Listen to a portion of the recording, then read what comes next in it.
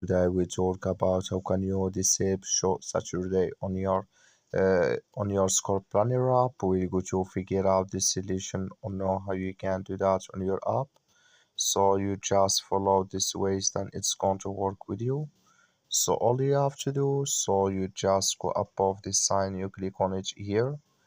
So when you just click here in this sign, it's going to show for you list like this here.